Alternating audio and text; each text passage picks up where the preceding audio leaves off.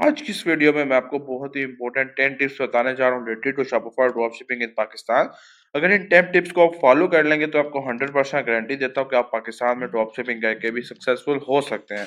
अभी drop shipping model जो है इस पे बहुत ज़्यादा वर्क हो रहा है, जिसकी वजह से लोग इसमें बहुत ज़्यादा कंपटीशन में आ रहे हैं और जो वर्क का बर्डन है वो हमारे ऊपर ज़्यादा होता जा रहा है, जिसकी वजह से हम ड्रॉप शिपिंग में सक्सेसफुल नहीं हो पा रहे। लेकिन आज मैं आपको वो 10 टिप्स बताने जा रहा हूँ जिसकी वजह से आप पाकिस्तान में सक्सेसफुल हो सकते हैं। इस वजह से ही पाकिस्तान में अभी तक हर बंदा सक्सेसफुल हो रहा है। इन टिप्स को कैसे हमने फॉलो करना है और ये क्या टिप्स हैं, आइए हम आपको बताते हैं।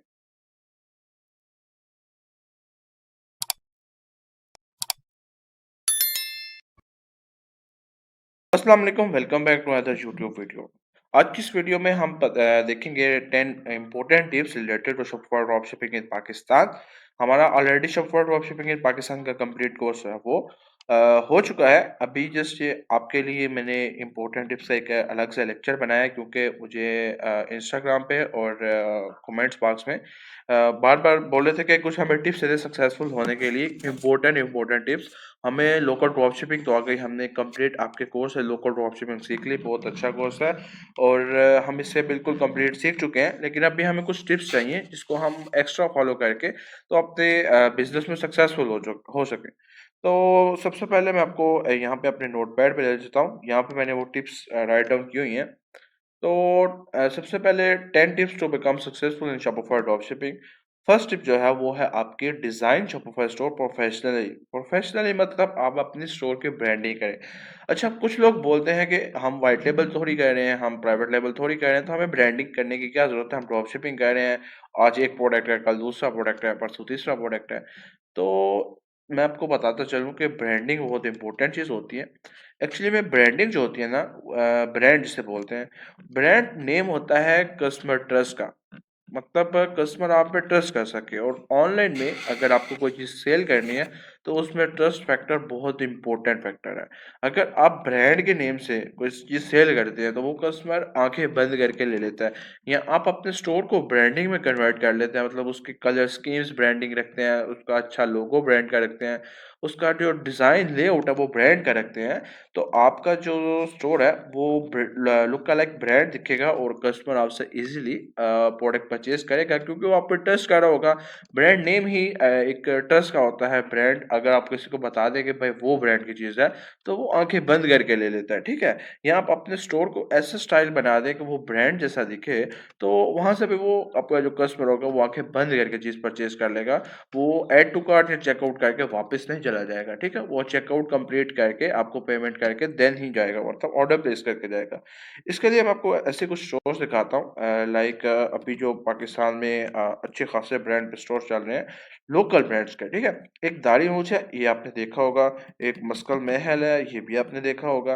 तो ये अगर आप स्टोर्स पे जाते हैं तो ये काफ़ी अच्छे स्टोर्स हैं जो कि अभी पाकिस्तान में काफ़ी अच्छा रेवेन्यू जनरेट कर रहे हैं, ठीक है। इनके कौन-कौन से 100 ट्रेंडिंग प्रोडक्ट्स हैं और इसके कौन-कौन से 100 ट्रेंडिंग प्रोडक्ट्स हैं, मतलब कौन से अच्छे सेल कर रहे हैं, कौन से एड्स चल रहे हैं, ये भी मैं आपको नेक्स्ट बताऊँगा नेक्स्ट आने वाली वीडियोज़ में। लेकिन अगर आप इनका स्टाइल और इनका आप लुक देखें तो एक प्रॉपर ब्लैक एंड व्हाइट इनका लुक आ रहा है। मतलब इन्होंने देखें तो आपने लोगो में भी ब्लैक कलर चूज़ किया हुआ है, मतलब एक प्रीमियम लुक दे रहा है, जिससे हमें नज़र आ रहा है कि ये एक ब्रांड है, ठीक है? ये एक ब्रांड स्टोर बना हुआ है।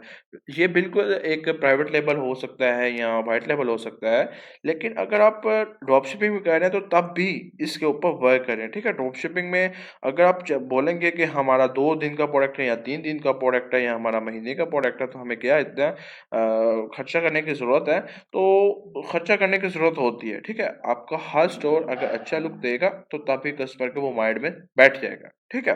तो ब्रांडिंग बहुत इम्पोर्टेंट है और आपका डिज़ाइन जो है स्टोर है वो प्रोफेशनल होना चाहिए।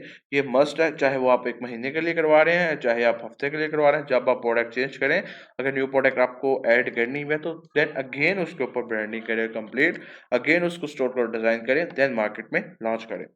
तो दूसरा जो टिप है वो है install plugins like reviews, customer support, customer urgency etcetera. अच्छा, प्लगइन्स बहुत इंपॉर्टेंट और मेजर फैक्टर होते हैं किसी भी ई कॉमर्स स्टोर में। आप वर्डप्रेस का बना रहे हैं उसमें भी प्लगइन्स लगते हैं, आप शॉपिफाई का बना रहे हैं उसमें भी प्लगइन्स लग रहे होते हैं, ठीक है। तो प्लगइन कौन-कौन से हमें इम्पोर्टेंट लगाने चाहिए, जिसका मैं आपको बताता हूँ। सबसे पहले हमें रिव्यूज़ ऐड करने चाहिए, कस्टमर रिव्यूज़, ठीक है? जब हम न्यू प्रोडक्ट या न्यू स्टोर लॉन्च करते हैं, तो हमारे पास कस्टमर्स होते नहीं हैं, तो रिव्यूज़ कहाँ से आएँगे? फिर हम उसके लिए प्लगइन इस्तेमाल करते हैं। उसके बाद हमारा कस्टमर सपोर्ट होना चाहिए, बहुत इम्पोर्टेंट फैक्टर है। और कस्टमर अर्जेंसी मतलब आप कस्टमर्स को ऑफेंड कर सकते हैं, लाइक अगर आप चला रहे होते हैं एड्स, जब ऐड चला रहे होते हैं, तो आपका वहाँ पे बाय नो या शॉप नो के बटन के साथ जो लिंक लगा होता है, वो आपके प्रोडक्ट पेज का लगा होता है। अब प्रोडक्ट पेज पे क्या-क्या चीज़ें इंपॉर्टेंट होती हैं, प्रोडक्ट पेज पे आपकी ये चीज़ ज़रूर होनी चाहिए कि हमारी ऑफ़र 10 आवर में एंड होने वाली है, या नीचे पॉपअप 700 होने चाहिए कि अभी इस बंदे ने परचेज़ किया है, अभी इस बंदे ने परचेज़ किया है। शायद इन पे अभी ऑन हो तो मैं आपको दिखा सकूँ। नहीं, मेरा नहीं ख़्याल इन पे अभी ऑन है। अच्छा, ये देखें, ये पॉपअप की मैं बात करूँ, ये देखें अभी सही दिन डेलो वाली पाकिस्तान परचेज़, तो ये पॉपअप है, ये कस्टमर को अट्रैक्ट करते हैं, ये ठीक है, बहुत इंपॉर्टेंट फैक्टर होते हैं, इनको इग्नोर आपने नहीं करना। कस्टमर्स के लिए ये चीज़ें बहुत इंपॉर्टेंट होती हैं अर्जेंसी क्रिएट करने के लिए।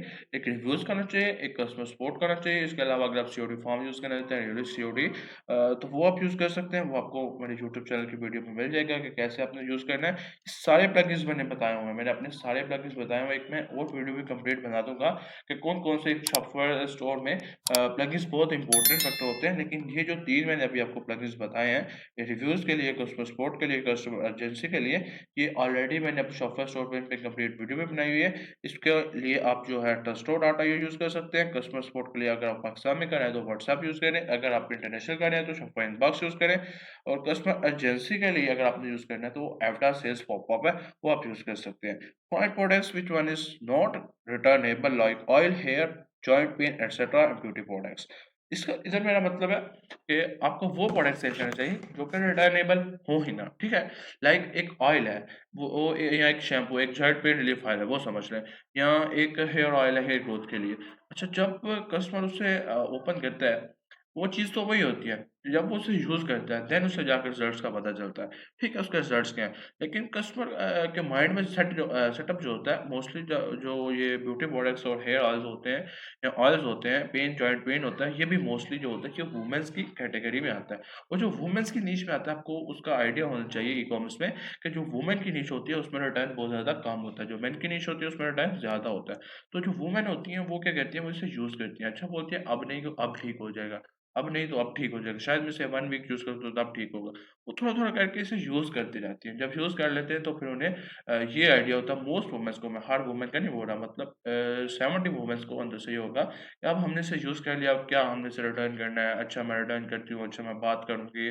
और उन्हें फिर एक थॉट होता है कि नहीं अब तो मैंने यूज़ कर लिया, अब वो हम कैसे रिटर्न कर सकते हैं? 100% शायद होता तब मैं यूज़ करती, रिटर्न करती, या मैं सेकंड ही रिटर्न का ऑर्डर प्लेस कर देती।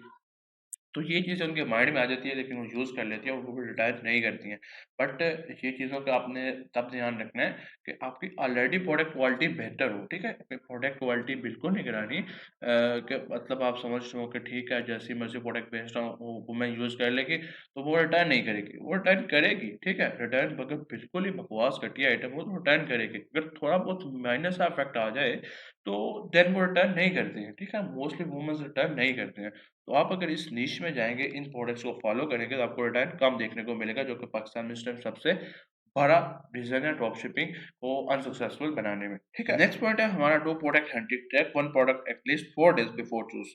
अच्छा, इसका इस टिप का मतलब ये है कि जब हम प्रोडक्ट हंटिंग करते हैं, मोस्टली जो हम प्रोडक्ट हंटिंग कर रहे होते हैं वो लाइब्रेरी से जाकर करते हैं, टिकटॉक लाइब्रेरी या फेसबुक ऐड लाइब्रेरी। वहाँ पे क्या लोग करते हैं, डायरेक्ट प्रोडक्ट को जाकर सर्च करते हैं, हाँ, ऐड चल रहे हैं काफ़ी ज़्यादा इस पे, तो ठीक है वो प्रोडक्ट हंटिंग में आ गया, वो हमारा विनिंग प्रोडक्ट निकल आएगा, तो हम उस पर टेस्ट कर लेते हैं। ऐसे नहीं करना आपने। आपने क्या करना है, एक प्रोडक्ट जो आपने सर्च किया, उसको कम से कम 4 दिन तक ट्रैक करें उन ऐड लाइब्रेरीज़ पे। अगर आप फेसबुक ऐड लाइब्रेरी से देख रहे हैं या टिकटॉक ऐड लाइब्रेरी से देख रहे हैं, उसको 4 दिन देखें कि क्या उस पे डेली बेस पे न्यू एड्स रन हो रहे हैं या जो ऑलरेडी एड्स रन हो रहे थे उसमें से कितने इनएक्टिव में जा रहे हैं और कितने एक्टिव में जा रहे हैं अभी तक, ठीक है? मतलब 4 दिन, पिछले 4 दिन में से किस-किस ब्रांड ने और कितने एड्स अभी तक इस पे एक्टिव है। अगर वो एक्टिव में जा रहे हैं पिछले 4 दिन से मिनिमम, तो मतलब 4 दिन एक ब्रांड उस पे कस्टमर जो है बजट जो है वो स्पेंड कर रहा है, तो इट्स मीन वो ऑलरेडी प्रोडक्ट सेल हो रहा है। अगर वो बजट स्पेंड कर रहा है और उसमें परचेज़ नहीं मिल रही, तो वो मिनिमम 3 डेज़ में वो ऑफ कर देता है, मैक्सिमम 4 डेज़ 5 डेज़ में वो ऑफ कर देता है ऐड को। अगर वो ऑफ कर रहा है तो इट्स मीन वो नहीं सेल हो रही, तो अगर सेल हो रही है तो एक्टिव में रहने देगा, तो कम से कम आप प्रोडक्ट को 4 दिन देखें, डायरेक्ट जाके उसे लिस्ट करके सेल नहीं करने लग जाए, ठीक है? उसके बाद no any supplier recommended in Pakistan, so try to find any local supplier. इसका मतलब ये है कि जो एचएससी वगैरह है, एचआर वगैरह है, ये कोई भी मेरी तरफ से रिकमेंडेड सप्लायर नहीं है। क्यों? क्योंकि ये बिल्कुल घटिया किस्म के सप्लायर है, डिलीवरी इनकी बिल्कुल बकवास किस्म की है, बिल्कुल भी ये आपको टाइमली सपोर्ट नहीं देते हैं। अच्छा, इन सब में से मैंने एचएससी आपको सिखाया था लास्ट में, इन सब में से एचएससी थोड़ा बहुत बेहतर है, थोड़ा बहुत, लेकिन उसपे भी बहुत ज़्यादा इश्यूज़ आपको देखने को मिलते हैं। सो कोशिश करें कि आप कोई लोकल सप्लायर खुद से ढूँढें, दराज़ से जाकर ढूँढ लें, बहुत ज़्यादा सप्लायर्स आपको ड्रॉप शिपिंग के मिल जाते हैं, उनसे जाके डील कर लें कि हम आपको ऑर्डर देंगे, आप हमारा ऑर्डर फुलफ़िल करवा दें। क्योंकि वो ऑलरेडी ई-कॉमर्स तो कर रहा है दराज़ पे, वहाँ पे भी ऑर्डर फुलफ़िल कर रहा है, तो वो साथ आपके भी करे जाएगा। या आप बोले किसी लाहौर शाल मार्केट में चले जाएँ, कराची होलसेल मार्केट में चले जाएँ, वहाँ पे किसी सप्लायर से जाकर डील करें उस प्रोडक्ट की। वहाँ से आपको सोर्सिंग प्राइस भी कम मिल जाती है और आपको प्रॉफ़िट भी ज़्यादा हो जाता है और आपको उनसे सर्विसेज़ भी अच्छी मिल जाती है, क्योंकि आप डायरेक्ट प्राइवेटली कनेक्ट हो जाते हैं उस पर्सन से, उस बंदे से। यहाँ से आप अगर जाएँगे ना, तो वो बोलेंगे आप सपोर्ट टीम से कॉन्टैक्ट कर लें, आप हमारे किसी और पर्सन से कॉन्टैक्ट कर लें। वो 3-4 बंदों की तरफ इधर-उधर भेजते रहते हैं, आप कंप्लेन लॉन्च कर दें पोर्टल पे एटसेट्रा वगैरह। लेकिन अगर आप लोकल सप्लायर ढूँढेंगे तो आप डायरेक्ट बंदे से कनेक्ट होंगे और वहाँ पे अगर आपको कंप्लेन भी होगी तो डायरेक्ट इश्यू रिज़ॉल्व होगा, ईज़िली जल्दी रिज़ॉल्व होगा, जिसकी वजह से आपका जो रिटर्न रेशियो है वो कम आएगा और आपका प्रोडक्ट भी अच्छा जाएगा आपके कस्टमर को, जिससे अच्छा इम्पैक्ट पड़ेगा और आपको प्राइस सोर्सिंग भी कम पड़ेगी, जिससे प्रॉफिट बेटर होगा। ठीक है? उससे अगला पॉइंट है run ads on Meta, create your own creative for ad 5 creative at least for each other. इस टिप में मैंने बताया है कि आपको चाहिए कि आप जो एड्स हैं वो मेटा पे रन करें। क्यों? मैं आपको बताता हूँ। अच्छा, मेटा पे जब आप एड्स रन करते हैं ना, उसमें आप बनाते हैं इंस्टाग्राम पेज और फेसबुक का पेज, बिज़नेस पेज बनाते हैं, ठीक है? जब कस्टमर कोई आपसे प्रोडक्ट को परचेज़ करता है, ठीक है, बाद की बातें बाद में चल जाएँ। मैं एक और आपको पॉइंट बता रहा हूँ, कस्टमर जब आपसे चीज़ें परचेज़ करता है, वो आपके ब्रांड का या आपके पेज को भी फ़ॉलो कर सकता है। अगर उसे काफ़ी प्रोडक्ट बाद में अच्छी आई है, वो आपके पेजेज़ को फ़ॉलो कर सकता है, वो आपके साथ अटैच हो जाता है, मतलब एंगेज हो जाता है। लेकिन अगर आप टिकटॉक पे जाएँ, तो टिकटॉक में मोस्टली लोग जो होते हैं, वो जब ऐड क्रिएटिव पे जाते हैं, तो वहाँ पे सिंपल अपने नेम लिख के जैसे अपने पेज का, अपने ब्रांड का, अपने स्टोर का नेम लिख के, वो ऐड रन कर देते हैं। उनके पीछे उसका कोई शायद पेज हो भी ना, ठीक है? कोई पेज, कोई प्लेटफ़ॉर्म ना हो, तो वहाँ पे फ़ॉलो नहीं करते हैं, ठीक है? अगर वहाँ पे वो फ़ॉलो नहीं करते हैं, तो आपके साथ बाद में कैसे जुड़े रह सकते हैं? वो मोस्टली लोग जो होते हैं, वो वेबसाइट पे नहीं जाते हैं, वो आपको सोशल मीडिया से ही आ रहे होते हैं, ठीक है? अगर सोशल मीडिया पे आपकी प्रेज़ेंस होगी, तो वहाँ से आपको फ़ॉलो करके दोबारा भी आ सकते हैं ना, तो मेटा इस लिहाज़ से भी बहुत अच्छा है कि वो आपके कस्टमर को दोबारा भी ला सकता है, लेकिन टिकटॉक बिल्कुल नहीं ला सकता।